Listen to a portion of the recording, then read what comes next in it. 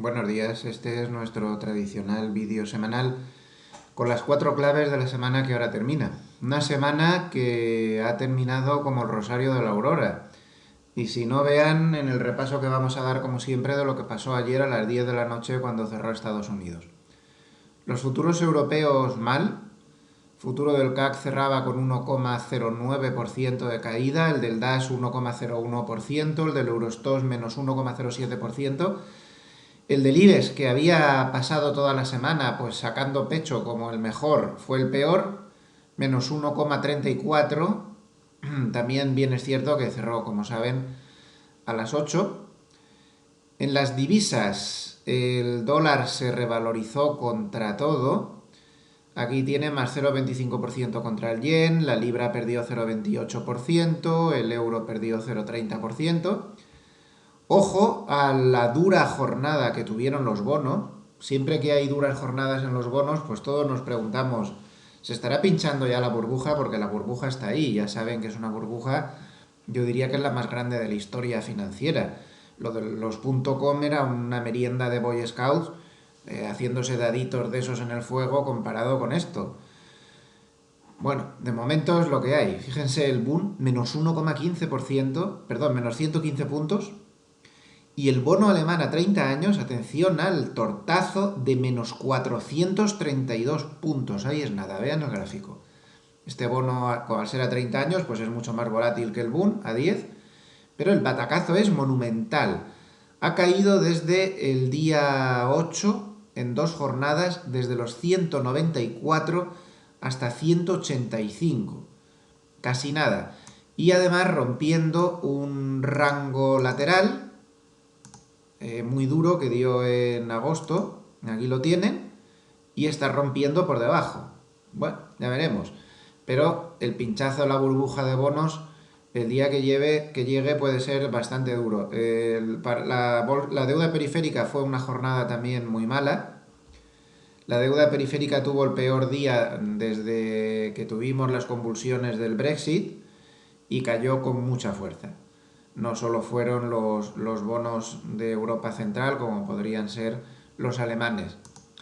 Pero sigamos con el repaso porque falta lo peor, Estados Unidos.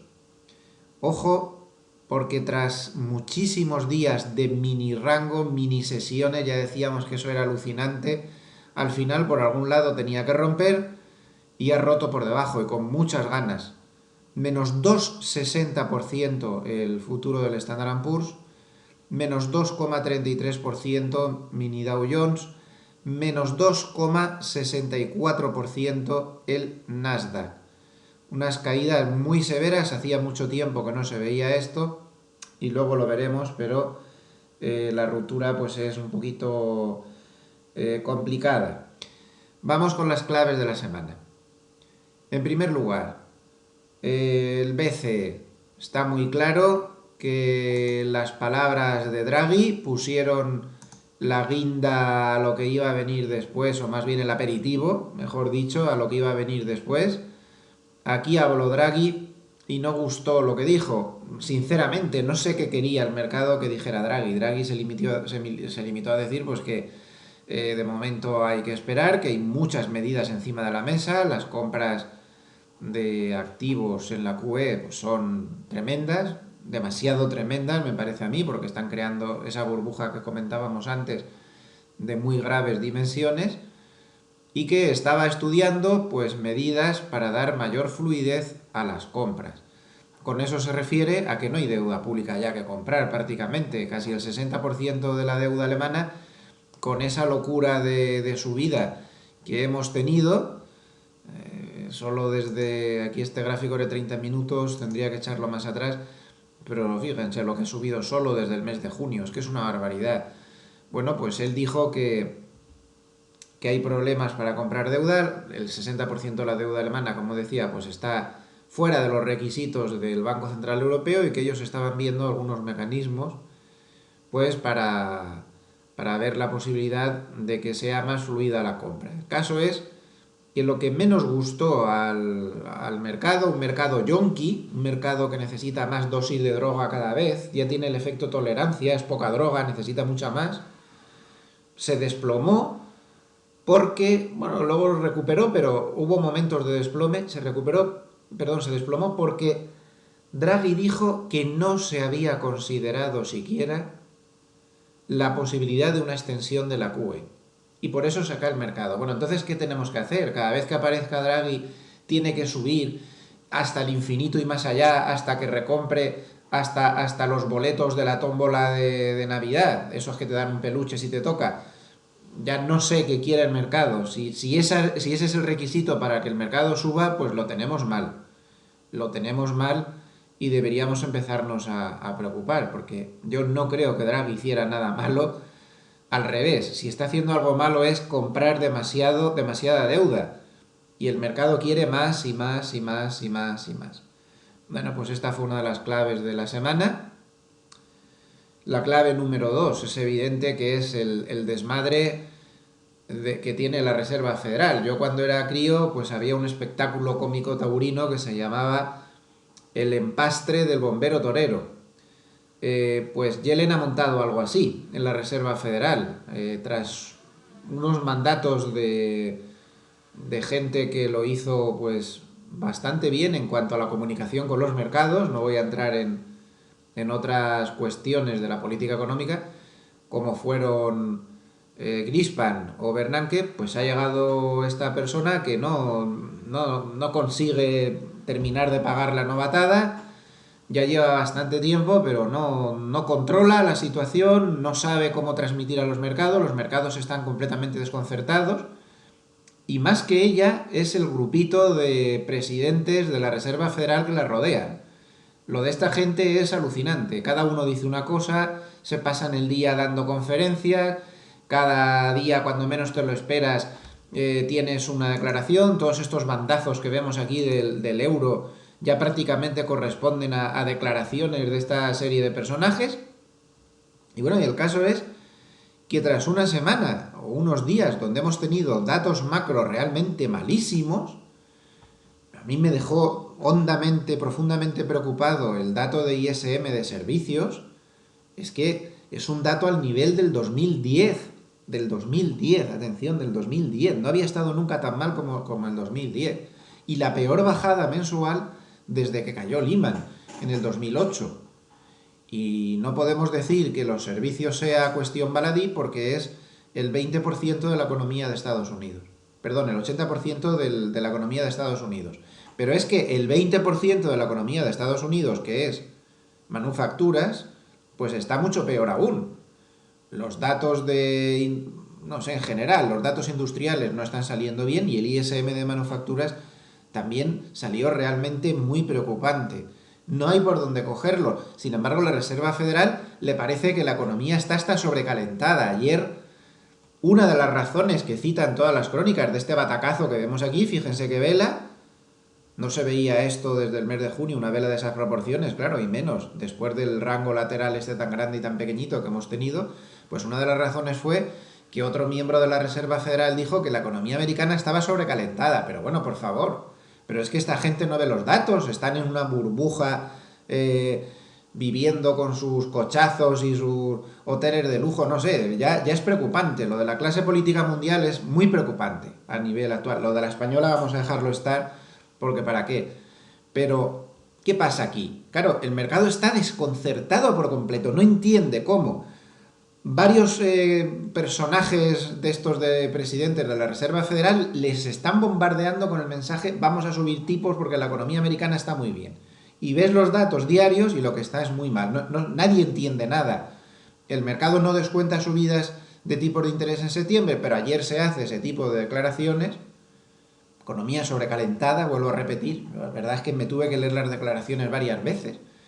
Luego llegó a decir que es que si la economía trastabilla y los tipos están tan bajos, entonces no tienen armas para bajarlos. Todo muy incongruente, todo muy inconexo, y no se sabe muy bien si esta gente va o viene. A mí me da la sensación que la economía americana ha estado muy bien, ellos no lo supieron ver a tiempo, ahí estuvo el momento de subir los tipos, pero la economía americana posiblemente esté cambiando lentamente de ciclo. Yo no creo que haya una recesión cerca, pero sí creo que está empezando a patinar. y no es momento de más subidas de tipos, o en todo caso de subidas de tipos simbólicas, pero no para un ciclo general de subidas de tipos. Yo no lo creo. Están muy obsesionados con los datos de empleo, pero hay que recordar que, como todo el mundo sabe, el empleo es lo primero que empieza a mejorar. Perdón, lo estoy diciendo mal. Es lo último que mejora cuando se está en un ciclo de recuperación, es decir, que cuando el empleo ya mejora totalmente, se llega al pleno empleo, normalmente suele corresponder con los finales del ciclo de recuperación, y al revés. Cuando llegan las crisis, el empleo tiene tendencia a empezar a empeorar pues algo después de que otros factores pues estén teniendo problemas, pero sobre todo su característica más importante es la primera, es decir, la tendencia a ser el último indicador que mejora, cuando ya han mejorado prácticamente todos. En fin, esto es lo que hay. La Reserva Federal está desconcertando al mercado. El mercado le dices que sí van a subir tipos cuando en todo este proceso pues, nos habían descontado, y pasa lo que pasa. Así que Reserva Federal, Banco Central Europeo, las dos primeras claves de esta semana. Tercera clave, ya tenemos que pasar al aspecto técnico, es muy importante. Este mini rango lateral se rompió por la parte baja, finalmente, de manera violenta. Ayer no fue un día cualquiera, es un día para anotar en rojo en el calendario técnico, porque tenemos la ruptura del rango, tenemos que se pasó como si fuera mantequilla la primera zona de soportes, que estaba en la media de 50, y ahora pues ha llegado a la línea verde, que es la media exponencial de 100, que ahí donde tiene bastante soporte. El soporte mayor de mercado, sin ningún género de dudas, estaría en la media de 200. Esto es importante que lo tengamos en cuenta. Si miramos el gráfico con una perspectiva semanal, yo creo que las grandes tendencias siempre donde se ven es aquí. Bueno, pues vemos que sigue con una fuerte tendencia alcista. En este caso las medias de 50 semanas y de 100 pues están bastante más abajo, y la media de 200, que está aguantando desde el año 2011, pues está mucho más abajo. Realmente, para que estuviéramos hablando de un giro de mercado grave y preocupante, pues habría que bajar mucho más, ¿eh? Este gráfico de semanas pues lo marca muy claro, y más si echamos una directriz alcista, que es perfecta, como ven, con múltiples apoyos, aquí, toda esta zona y aquí. Bueno, pues queda muy claro que solo podríamos estar hablando de un cambio de ciclo si llegara a la zona del 1890 más o menos. Yo quisiera recordar algo que hemos comentado muchas veces en situación intradía. Yo recomiendo mucho leer esos artículos, porque creo que ahí hablamos de cosas que luego de vez en cuando pues hay que desempolvar. Y una de las cosas de las que hemos hablado en esa sección es del ciclo de las elecciones en Estados Unidos. Las elecciones en Estados Unidos tienen dos vertientes. Cuando va a haber o puede haber reelección, no es el caso porque Barack Obama ya ha agotado los mandatos, o cuando, como en este caso, pues como decía, ya se ha agotado mandatos y lo que vas a entrar es un presidente nuevo seguro, ya sea Trump o ya sea Hillary Clinton, uno de los dos. Bueno, pues en ese caso, cuando hay presidente nuevo, hay un ciclo que se repite muy a menudo, que es más o menos lo que estamos haciendo este año. Hay una subida en la primera parte del año, luego hay un atasco con caídas puntuales bastante fuertes sobre el mes de septiembre-octubre, con lo cual esto que está pasando ahora seguiría dentro de ese ciclo, y el mercado no se recupera hasta que no pasan las elecciones. Entonces, cuando pasan las elecciones, estaríamos hablando de mediados de noviembre, ahí empieza una recuperación hasta final de año. Esto es importante que lo tengamos en cuenta, al igual de que septiembre es el peor mes del año. Esto lo hemos comentado hasta la saciedad en numerosos artículos. Es el peor mes del año con mucha diferencia. Bien, volviendo al gráfico de días, ya hemos visto en el gráfico de semanas que tenemos que poner en contexto esta caída, que tampoco es tan grave ni nada de nada. Es una corrección, por otro lado, yo diría que hasta tremendamente necesaria, porque el grado de sobrecompra que se había alcanzado con tanta subida y luego esta corrección ridícula ahí en lateral, pues había sido bastante importante. A destacar que las crónicas que estoy leyendo del cierre de ayer de Estados Unidos, además de hablar de todo esto de la Reserva Federal, del contagio de Europa, también hablan de lo que pasó en Corea del Norte, que influyó en la sesión. Esas pruebas nucleares, la prueba nuclear de mayor potencia, realizada nunca por el chalado que está al mando del país, un señor que lo que debería hacer es ir a un psiquiatra de manera urgente, pero que ahí lo tenemos, dando pruebas nucleares y haciendo pasar hambre a su pueblo. En fin, esta caída, como es evidente, tuvo un reflejo enorme en los ETFs que siguen la volatilidad. Yo, por ejemplo, tengo aquí el SVXI, que es el inverso del VIX, o el inverso del ETF VXX, y miren qué movimiento tuvo. Fue un movimiento muy duro, esto significa una subida de volatilidad enorme. Si vemos, por ejemplo, el VXX, que este sí que sigue la volatilidad. A ver, un momento, aquí lo tienen.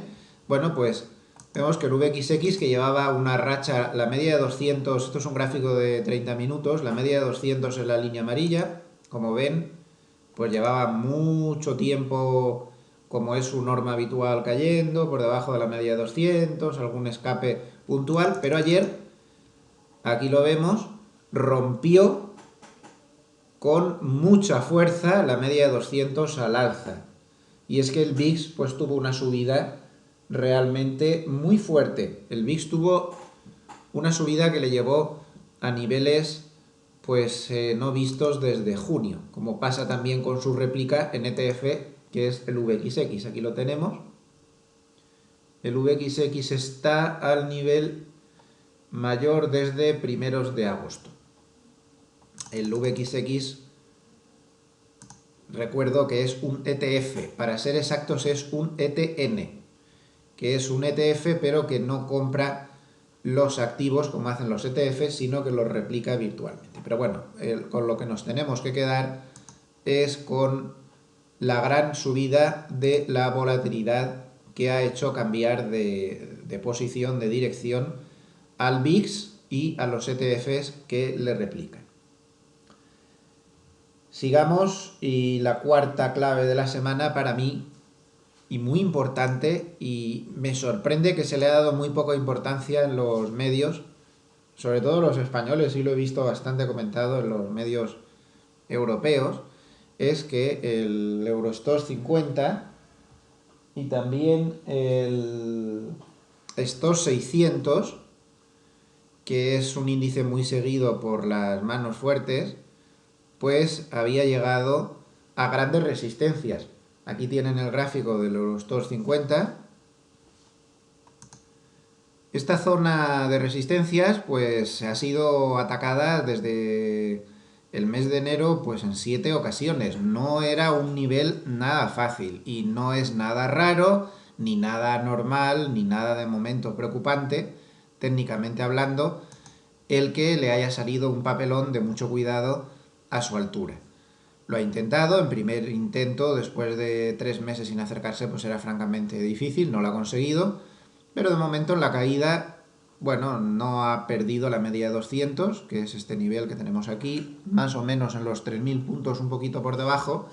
Si perdiera la media de 200 ya sería más preocupante, porque nos podría indicar que se va al centro o a la parte baja del canal lateral una vez más. Es muy importante que no perdamos de vista, porque a veces las ramas no nos dejan ver el bosque, que no perdamos de vista lo que está pasando de verdad en Europa, y es tan fácil como comprimir el gráfico del futuro del Eurostoxx. Está muy bien este movimiento lateral que nos permite hacernos muchas ilusiones, pero si apretamos el gráfico pues vemos así que sigue respetando una directriz bajista muy fuerte y que está lejísimos de los niveles que llegó a alcanzar en abril del 2015 con una estructura completamente bajista. Aquí no hay estructuras alcistas por ningún lado. Y si nos colocamos, que se está hablando mucho en prensa de los bancos con una invitación a hipotecar la casa para comprar bancos, pues por favor, antes de lanzarse a hipotecar esa casa, miren este gráfico. ¿Dónde está la tendencia alcista de los bancos? Pues en ningún sitio. Lo que tienen es un rebote fortísimo, eso sí, porque la sobreventa había llegado a ser descomunal. Imagino que si ponemos aquí un estocástico, pues nos vamos a caer del susto a donde había llegado la sobreventa, como vemos aquí. Una sobreventa enorme, bueno, pues alguna vez tenía que corregir, pero si ponemos el gráfico en contexto, vemos que de tendencia alcista nada. Está ahora mismo chocando contra la media de 200, este es el sectorial del Stoxx 600, el SX7P, bueno, pues choca ahí contra la media de 200 desde hace casi 6 o 7 sesiones y tiene que subir mucho para que esto de verdad tenga la más mínima traza alcista. En todo caso, sí podemos ver como aspecto positivo que ha roto la directriz bajista principal, que venía desde julio del 2015.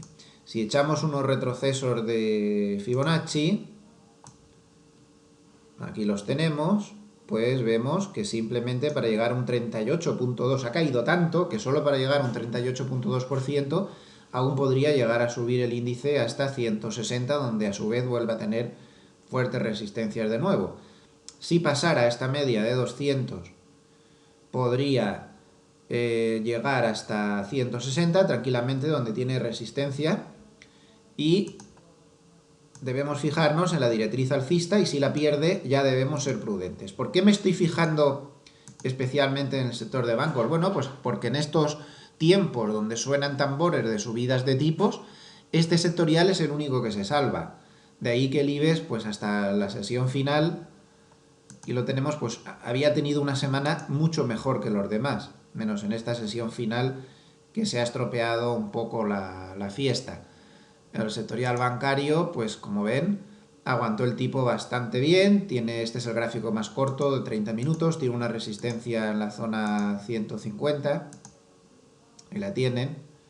Esa resistencia le está parando, pero bueno, no tiene un mal desempeño porque es de los pocos sectores a los que beneficia todo esto de que el BCE no tome más medidas y que la Reserva Federal pues se muestre más agresiva en todo el tema de subida de tipos. Y nada más, que una vez más se me ha ido demasiado la extensión. Tienen ustedes todo el derecho a decir que soy un pesado. Buen fin de semana. Hasta el lunes.